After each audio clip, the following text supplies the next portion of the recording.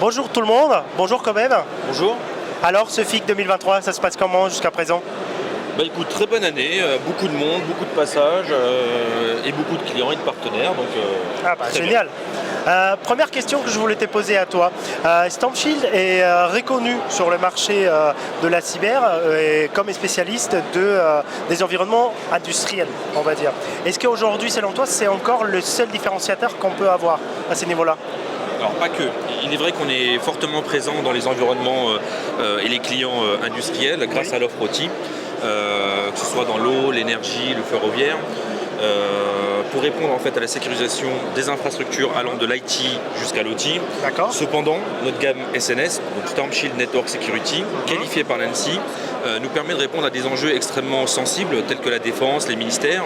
Et plus globalement, on est présent dans des secteurs plus standards, on va dire le retail, le télécom, MSSP, santé, etc. Cette gamme SNS a pour avantage de s'adapter à différents contextes, que ce soit des PME, PMI, jusqu'à des clients grands comptes finaux et nationaux et internationaux.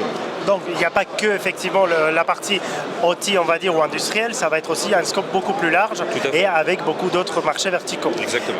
Comment du coup, si on revient, puisque tu es le responsable de la business line industrie, comment Stormshield va aborder ou on travaille sur les projets en fait de cette partie justement OT ou industrielle?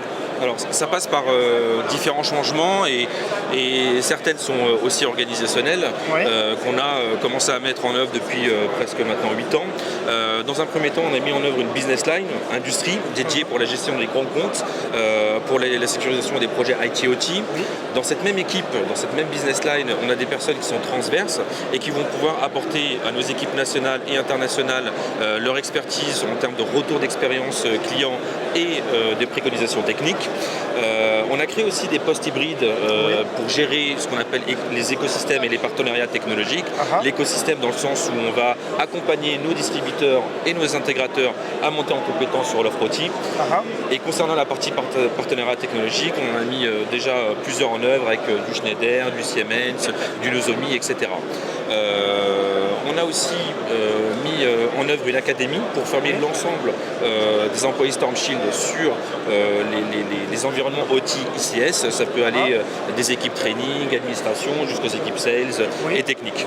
Et enfin, on a pris aussi une tournure il y a quelques temps déjà, c'est d'incorporer en fait notre développement, que ce soit fonctionnel ou hardware, pour les solutions OT, directement dans notre R&D roadmap, et sachant que c'est aussi un de nos axes, je dirais, stratégiques de développement. Donc effectivement, plein d'actions, que ce soit au niveau du développement logiciel, produit ou de la formation et voire de la sensibilisation en termes sur les sujets de cybersécurité industrielle. D'accord.